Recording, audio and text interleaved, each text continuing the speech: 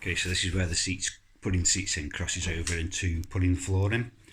Obviously couldn't put the floor down until I knew where the seat brackets were going, but now I can't put the seat brackets in fully until I've got the floor in because of the height difference that we've got there. I've got to start building the floor up now and then refit them. So these are coming out. Floor's all being swept out. There's not huge amounts. It wants a clean. Most of what you can see on there is dirt, so I'm about to give it a quick wash. And then once it's all washed off, I've got to start treating only little bits, but just little bits of surface rust. None of it's bad. So just where there's a bit of rust, a bit of paint missing, but obviously it's not gone rusty yet, so I need to deal with that. It almost looks like the floor's anodized. Not anodized, galvanized. I don't know if it is or not. Just bits where stuff's rubbed, where the screws went through for the boarding, all needs rubbing down, rust proofing, painting. May as well do it all now whilst everything's out. I don't want to be putting a new floor down. The other thing is where the plates overlap, if you can see down here. Okay, so it's not delaminated, but just where the seam seal has gone, I'm going to replace that as well. More just future-proofing it, really. Get this done now and it should last forever. The bolt holes, these had the original luggage hooks, the original like strap down points. I'm going to reuse them because of the height difference that I've got on the seat brackets. I'm going to end up with two layers of ply and then my rubber backed insulation underneath. So I'm going to be using those anchor point bolts to bolt down the first layer of ply with some battening, and then the top layer can screw to the first layer because the top layer is a much higher quality of ply. Right, so it's all clean and sparkly now, and for the most part it's in really good condition. Really good condition. There's still little bits that need doing. So what it's doing now is just showing me all the bits that have got to be treated.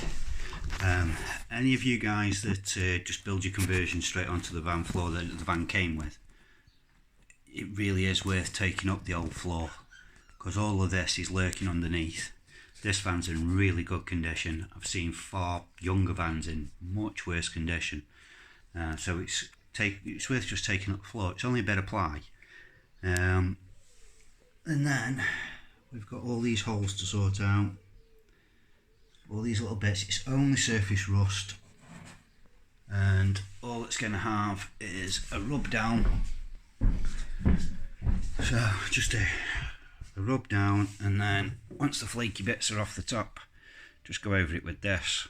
3 hours after it's added, it goes black, and then I just go over it with a hammerite paint. It doesn't matter what colour it is, makes absolutely no difference at all because you're going to be putting a floor over it. And then once all of these little screw holes are treated, treat them first, then paint them. And then after you've painted them, the easiest way is, well, personally I prefer to use something like a Sikaflex or a Puraflex 40 or something like that, which is a construction grade adhesive sealant. The Everbuild stuff, the Puraflex 40, I think that's made by Sika anyway. But there's a few different ones. If the worst comes to the worst, just use clear silicone because you've treated the metal, you've covered the opening with fresh paint, so that should be what's there finished. All you're doing now is making sure it doesn't happen again, and you don't want, it's amazing how much water you'll get in through these holes. So like I say, even if it's just clear silicone just to fill the hole and protect the surface, you're absolutely fine with that. Just don't be stingy with the silicone, but anything like that works absolutely fine.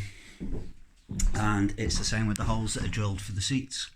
So they'll get cleaned up, filed down, treated, painted, and job done. And then when the whole van's finished, everything's been drilled, all the bolts have gone through that you need to for tanks and pumps and water clips and everything else that needs to go in underneath there. The whole van's getting wax oiled then, or an equivalent of anyway, just to preserve it, because no doubt I'm going to end up drilling underneath there, and obviously we've got the exposed parts where it's being drilled through at the bottom. This bit is the bit I hate. All I want to do is get my tools out and start building, but it's pointless putting all that effort into the conversion if this bit isn't done first. And I've got pretty big aims with this van, so I want to get it all right now. There is a fair bit to do in each panel, so I find it easier.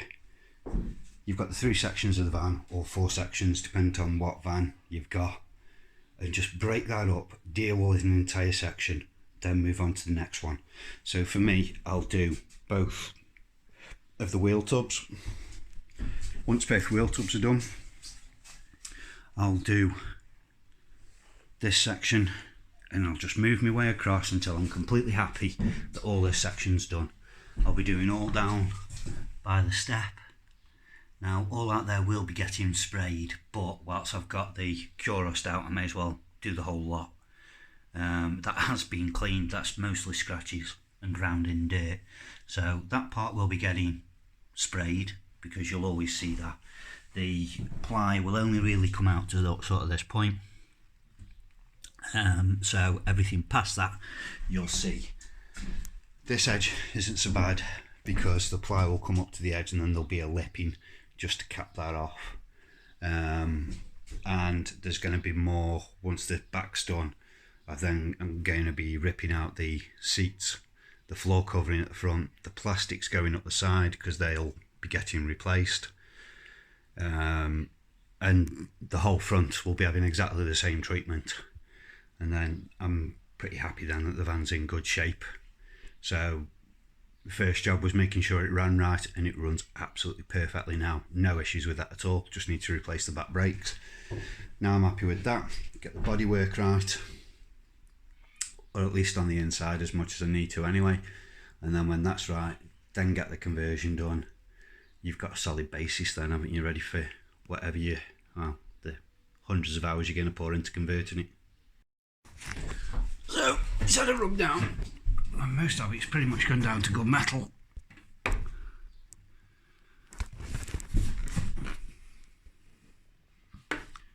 Yeah, for the most part anyway. The worst bit was the arches. It looks worse on the camera than it does in the flesh, but once it's had its treatment on, I'll clean it all off now, hoover it all out. Once it's had its treatment on, that will all get killed off. Most of the parts were still clean metal underneath. It's rubbed down to the metal, so I'm going to treat them anyway just in case there's anything lurking. And then I won't be surprised if the majority of the floor is okay, but it's quite thin paint on the floor. Again, that was a particularly bad spot.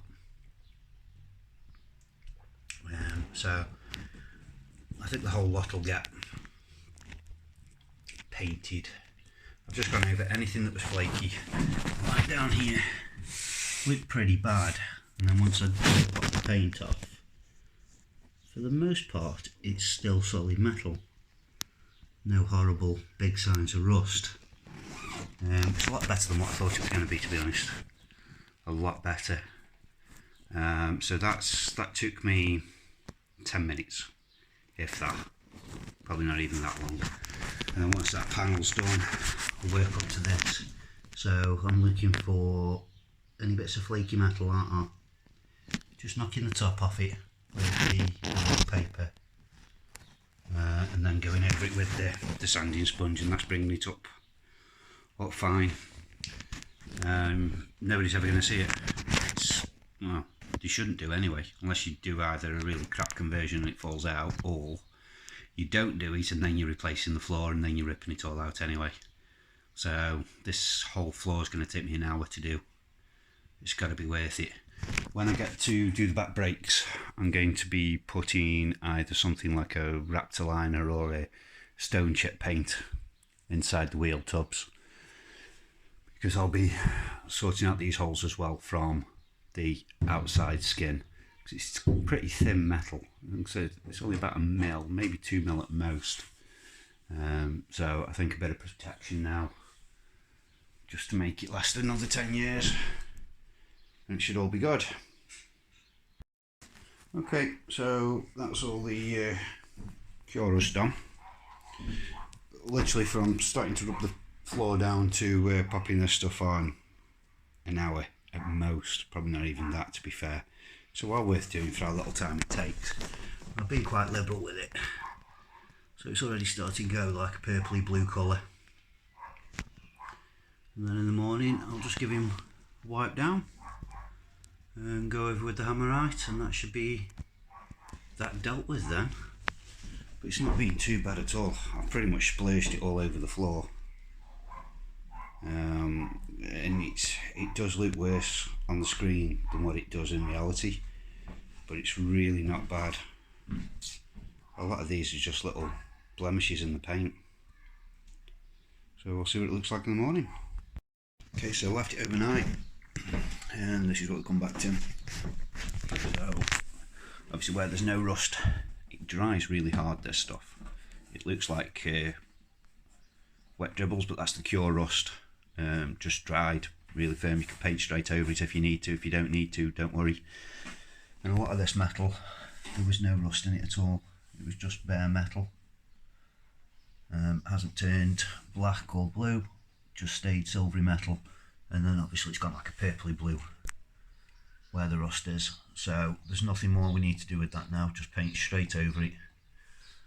I'm using Hammerite, and it's a straight to rust Hammerite, and it'll look a bit of a mess. This is the stuff I'm using. Not the freshest of tubs, but it's pretty much full.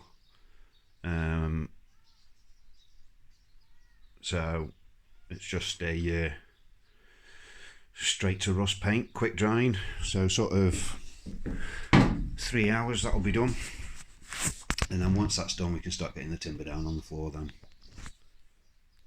Right, so that's the floor all painted. I was only going to do the bits that needed it, and then realised that, well, it was just easier to do the lot.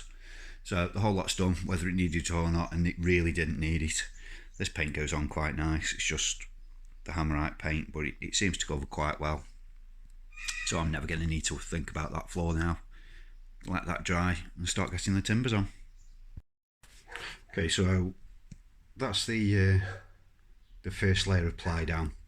So ultimately, at some point, this is pretty much where you're going to want to get to. So the ply sheets are down, but before I start to get making the shower tray, it was a good way of showing you the cross section. So the way this is built up, and this will be different for different vans. Sorry about the noise, this is the joy of working from home.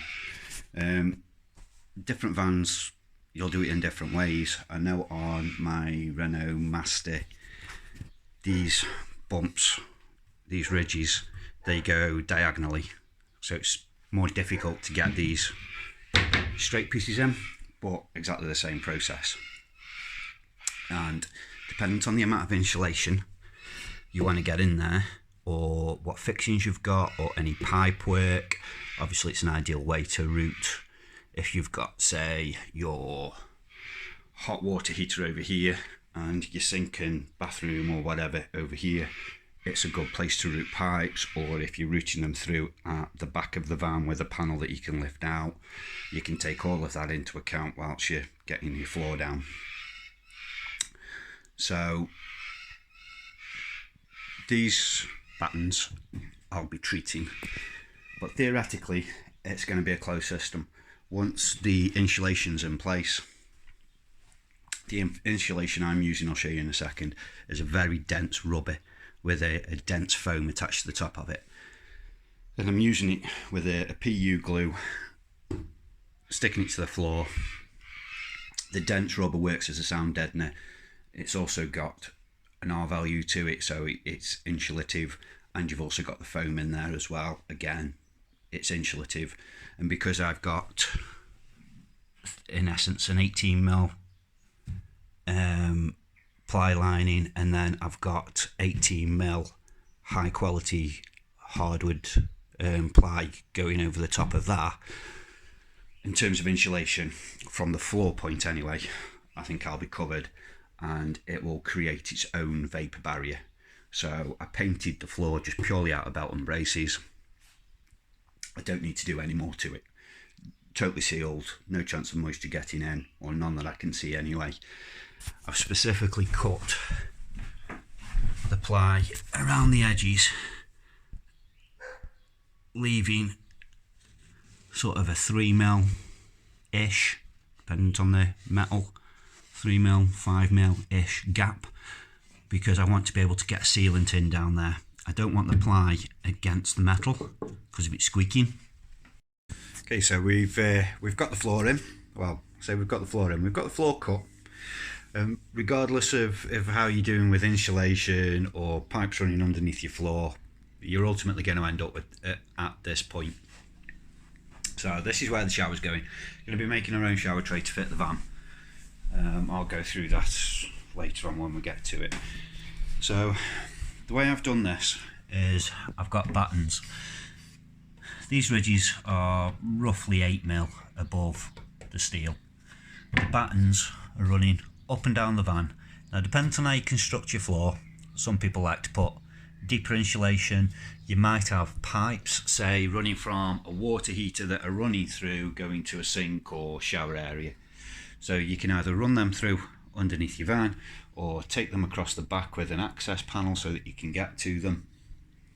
I've changed the design on this van, so I'm keeping the shower, water heater, sink all together, so that all my gas and all of my electrics are all on one side. It's just an easier install, and I can keep everything together. But depends on how your van is, will depend on how you do this. My Renault Master, these ridges that give the floor its strength, they run diagonally, but the process is still the same. What I've done is found the structure that goes, the chassis structure that goes across the van, and I've ran these so that they cover over each one. I'll be taking this floor up. I just wanted to see show you how it was constructed before we went any further. These battens I'll be treating, but really they should stay dry, and once everything's put in, if you use the right process, it should pretty much create its own vapour barrier for the most part. You could always go over it with something else before putting your ply down to create your barrier. You can use vapor tape, the metal tape. So if you use something like a Celotex or a PU foam, it tends to have a silver foil over the top. You can use a silver tape then to bridge these gaps. That'll create your moisture barrier, bring it up to your chassis. That's fine. It's horses for courses. The problem is there's so many different ways of doing this. It's finding what works for you. So now we've got to fix the battens to the floor, and then the ply to the battens. What you'll find, even with a brand new van, if your brand new van's being ply lined, it's already been usually screwed straight through to the steel. People seem to think that using metal fixings to fix to the steel of the van is a big no-no. I don't really see why, so long as it's done properly. If you just try and put wood screws through the ply into the steel, you're going to have issues. For one, wood screws, they've got the stresses on the screws, they'll snap usually. But the other thing is, the ply lining that was in this van's 10 years old. The ply lining's been there, and as you can see from the hole it's created, it's not caused any issue in the steel. I think these bodies are galvanised. I'm not 100%, but I'm pretty sure that they are from what I've seen. And we've had no issues.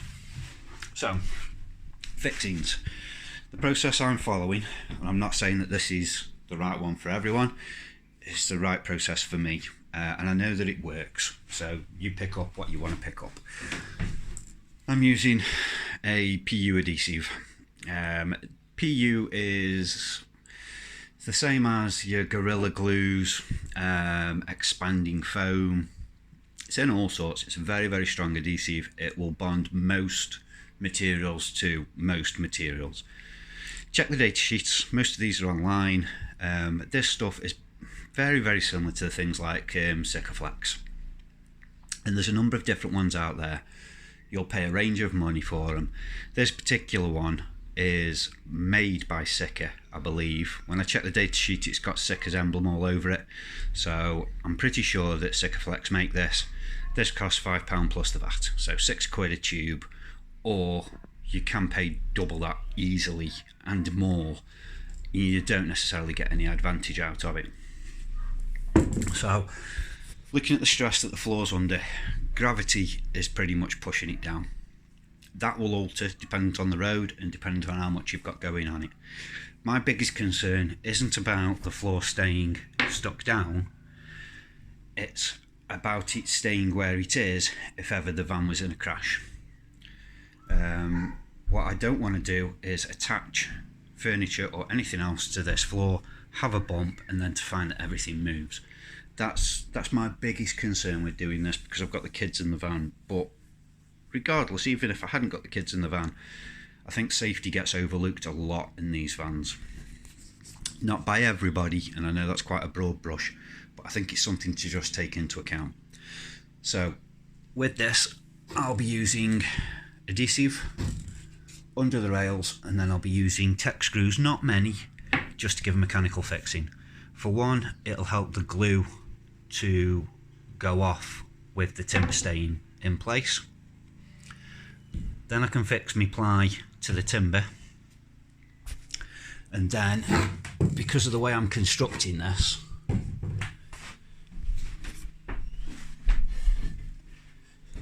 I'll have a top layer of ply going over this, a good quality WBP ply, which is water and boil proof. So it's got a hardwood top and bottom layer to it. Nice quality, to be honest with you. You can sand it down, varnish it, and get a lovely finish. But I'll be putting that top floor, the good quality floor, around the furniture once the furniture's fixed in. So this is just to give an example of how it will be. So now this will give me a fixing to the ply, but it will also create the floor going around the furniture. This floor ultimately gets pushed up against that steel bulkhead that's under the cab. So in the event of a bump, there's nowhere for the floor to go because it's up against that formed steel. If there's nowhere for the floor to go, there's nowhere for the furniture to go because it's pressed up against that. Also, because there'll be adhesive between the two, that will stop any moisture getting through, and it's just another layer. It does make for quite a heavy floor. I have got a rubber backed insulation that's going down underneath here, which is why I've got this gap. It's only 10mm, but it's a very dense rubber matting that will help with soundproofing, and then it's quite a dense foam that's on top of that. I'm not trying to sell it as a good insulation, it's just for me, for what I want this van to do, it performs well. Because it's rubber based with a PU adhesive going underneath that, filling all of these voids, and the dense foam on top, it creates its own vapour barrier, especially when it's sealed against here. I know that wood's a porous material, but it doesn't need to be hermetically sealed. It just needs to be good construction that will last. I mean, the van's not going to last forever, unfortunately. So we don't need to make something that's going to last another 100 years. I don't know what the realistic lifespan of this van is, but let's say another 10-15 years. I'm more than happy with the construction methods that it's going to last that long. So when it comes to fixing these down, fixing timber to steel, as a general rule, you've got quite a few options. You've got adhesives, you've got nail guns, which in these options, for this application, definitely not a good shout. I wouldn't suggest. And then we've got tech screws. Tech screws or self-tapping screws come in various sizes, various materials, various lengths. So these are the sort that you will have when the van's originally coming out of whoever's doing the ply lining. So they're quite a slim head. It'll like be a cross between that and that, more than likely. These are specifically for wood to steel. Can you see the markings in the head of the screw? That's to help the screw countersink into the wood, and it'll pull down. And what I'll be aiming for when I fix the battens down is these steels here. You'll see them throughout your van. I've made a map of this van as to where they are, taking my measurements from the front so I know where to drill into.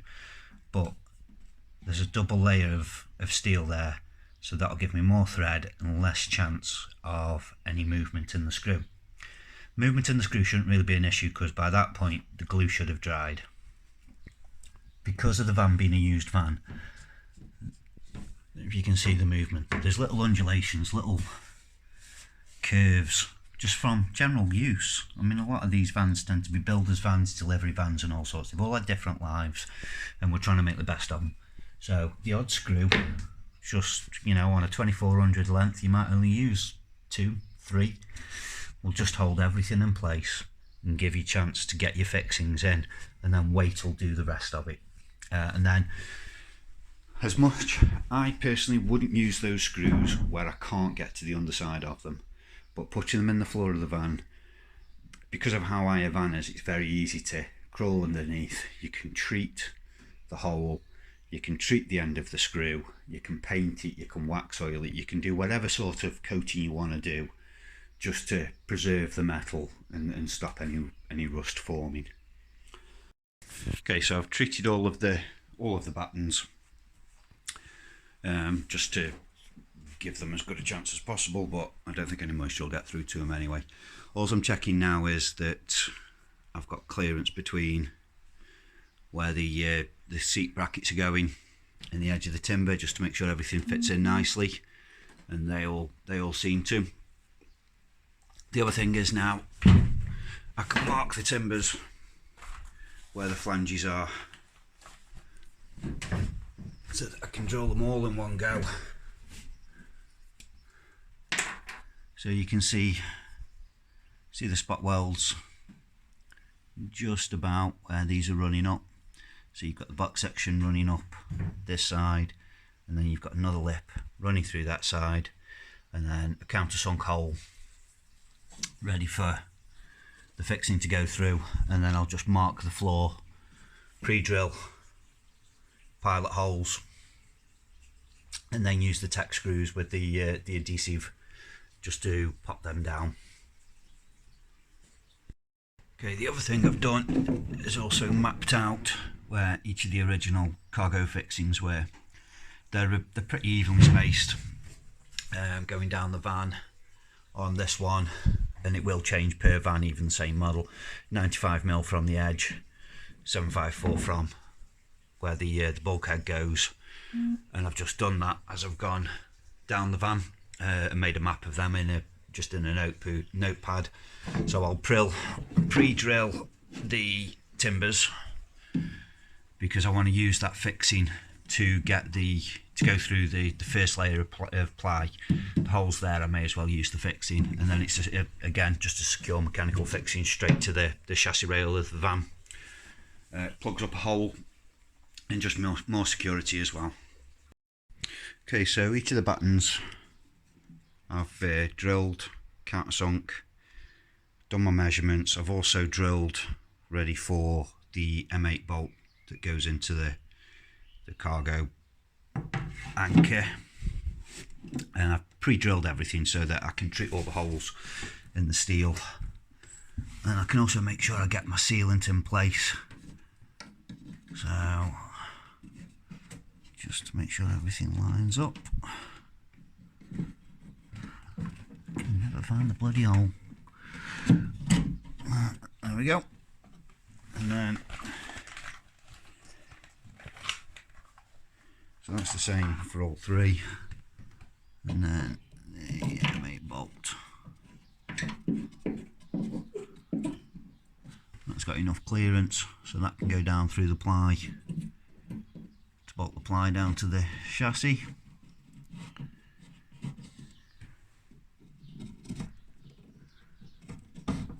There we go. So yeah, that's worked out well. So now I can make sure I get my sealant in the right places, bolt it down, that's fixed, and then it's just rinse and repeat. Like in this van, the cargo anchors are only around the perimeter anyway, there's none in the middle, so the middle one's quite quick to do. But just drilling the pilot holes first means I can make sure I get the fixings where I want. These tech screws or self-tapping screws, they do have a habit of wandering, so just getting the holes drilled first, make sure that they've got somewhere to go. And like I say, you can make sure you get plenty of sealant then around the hole.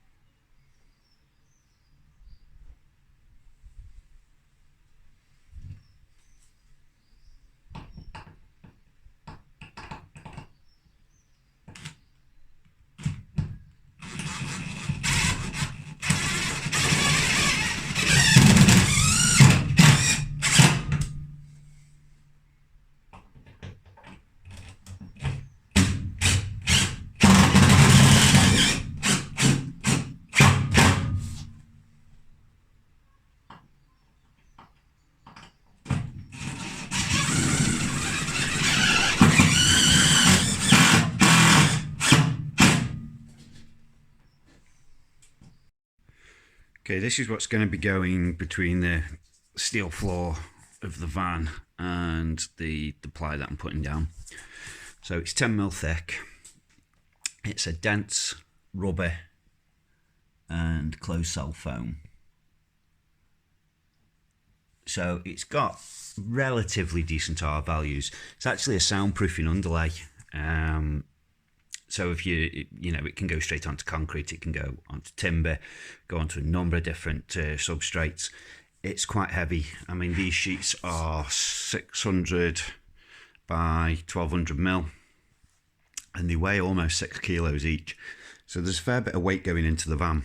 The priority for us was we wanted comfort when we were going somewhere. I think I've mentioned in the video, we're using the van primarily to get us on site, and then we've got a big family tent that we'll be staying in. We won't be sleeping in the van. So the comfort in travelling is more important for us, but this will give us relatively decent thermal qualities. There's 36mm of ply going over the top of that, plus the floor covering of the van. So you know, it'll do a job, but it'll be a good way of soundproofing the van whilst we're running. Usually with this, you'd use either like a vinyl or rubber adhesive to lay it down, and usually the blue side would be facing down and the dense rubber would be at the top. The idea of the dense rubber is for soundproofing that it'll dull impact, so i.e. your footsteps, whatever you put over the top of that, whether it's like a vinyl floor or laminate or hardwood or carpet, whatever you decide to put over the top of it, the idea is that it deadens the sound. We're going to use it the other way around so that it dulls the sound of the road noise and the metal, and then the foam facing up towards the underfloor, well, the underside of the first sheet of ply. And I'm just going to be using expanding foam adhesive. That way, where the battens are, I've cut the battens with a 10-degree chamfer to them at the sides, and that's to get over the ridges that make up the floor pan of the van. So by using an expanding foam, again, it's got some thermal qualities to it, but it'll fill up all of those little gaps. I'm not going to end up with air pockets. I obviously don't want moisture from the atmosphere forming on the metal of the van. For one, moisture really does conduct cold very, very well. And I don't want any moisture in there potentially, you know, forming either rot to the timber or to the metal. So I'm going to get these cut. It takes just shy of 12, probably about 11 sheets to totally cover the van.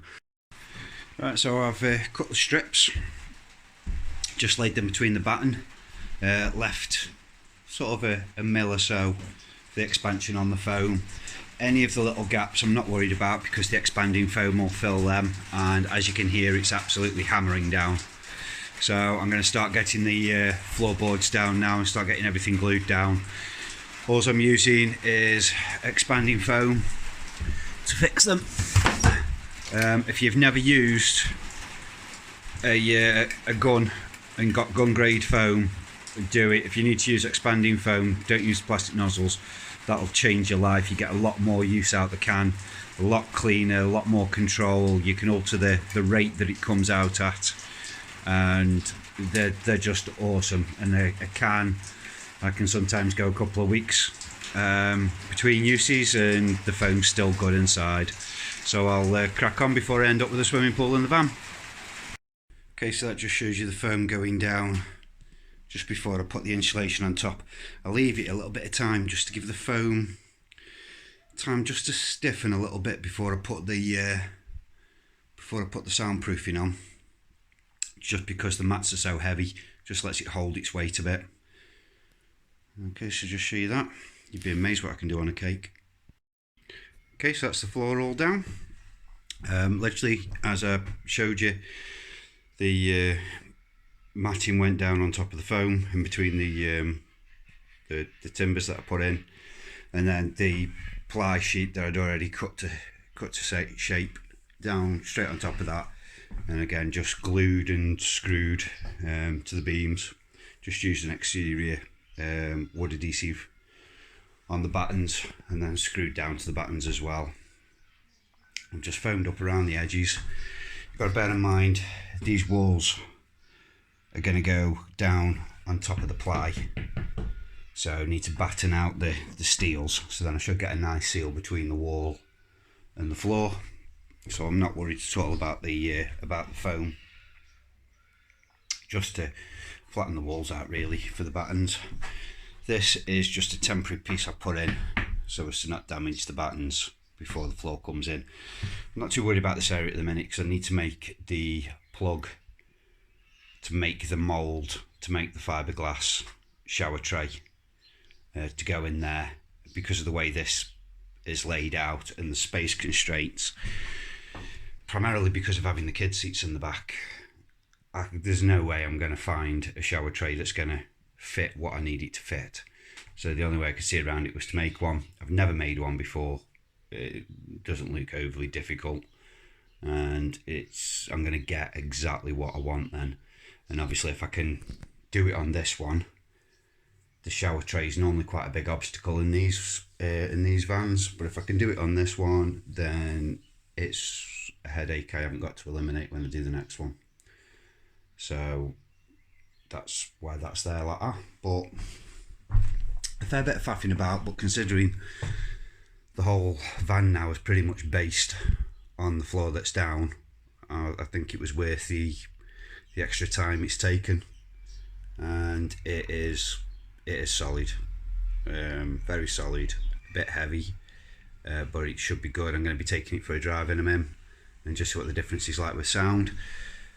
I didn't bother trying to cut around where the seat brackets are going, because I'd already cut these to the right size and shape for my seats, so I'll just run the Stanley knife around them now, cut them out. Okay, job done. Thanks for watching.